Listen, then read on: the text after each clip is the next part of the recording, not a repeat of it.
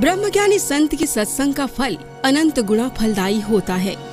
तभी तो संत श्री आशाराम जी बापू के सत्संग में करोड़ों साधक आकर कृपा प्रसादी पाते हैं।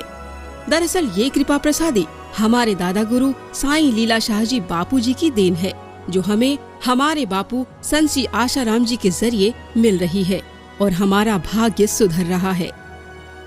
ऐसे साईं लीलाशाह जी बापू का प्रागट्य दिवस है इस साल के 16 मार्च को। दादा गुरु साईं लीलाशाह जी बापू के चरणों में हमारा करोड़ों बार प्रणाम। जो जाने सत्संग प्रभाऊ लोकन वेदन आन उपाऊ। वैदिक कर्म यज्ञ याग होम हवन तीर्थ व्रत से भी करोड़ों करोड़ों तीर्थ और व्रत करने का फल एक लवलेश ब्रह्म ज्ञान का सत्संग मात्र से हो जाता है। ऐसा भागवत में भगवान कृष्ण उद्धव को कहते। और महाराष्ट्र के नररत्न समर्थ रामदास जी के दास बोध में लिखा है, कोटि कोटि तीर्थ फल हो तो ब्रह्म ज्ञान च सत्संग श्रवण मात्रेण।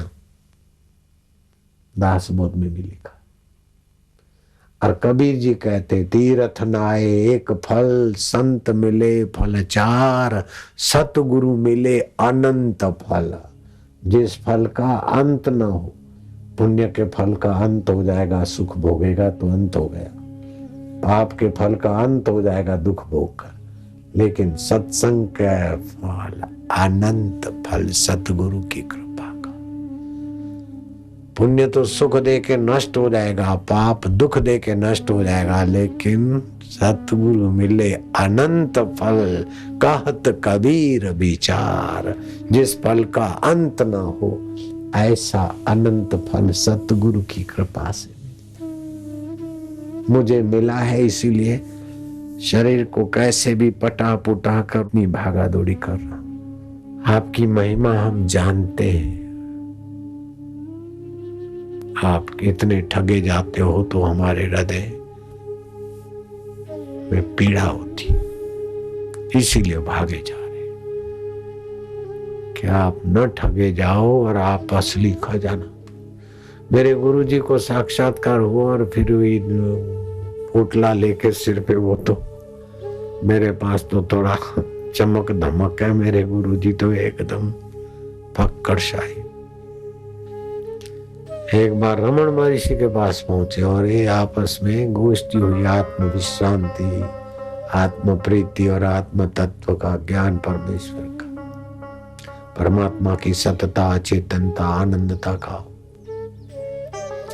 तो रमण महर्षि गदगद हो गए और मेरे गुरुदेव को गले लगाया, बोले आपकी इतनी ऊंची स्थिति है, फिर काहे को इतना देशा रटन कर रहे हो, इतना इधर उधर घूम रहे, आपको क्या जरूरत है।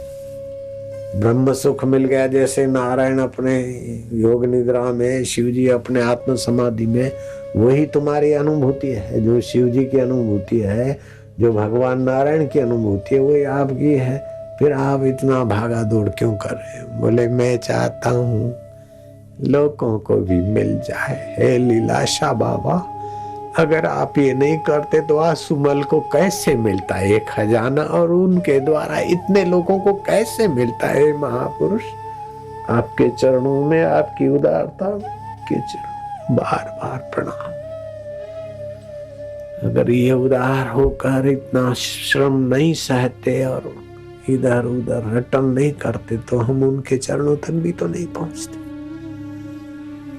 ईश्वर प्राप्ति के लिए भाग जाते घर छोड़ के, फिर देखते पूजा पाठ वाले और मठ मंदिर वाले, देखते इधर भी वही हाल है, फिर घर वापस चले जाते, फिर अंदर में अशांति होती कि जिंदगी बर्बाद हो रही। ऐसे करते करते एक बार गोधरा में बापूजी आए, गुरुजी आए थे, वो दर्शन हो गए, फिर नैनीताल जाने का इच्छा हो गई और काम बन गया अपना। तो अगर वो देशा रटन नहीं करते और हिमालय की गुफा में नैनीताल में बैठे रहते तो हमको तो पता ही नहीं चलता।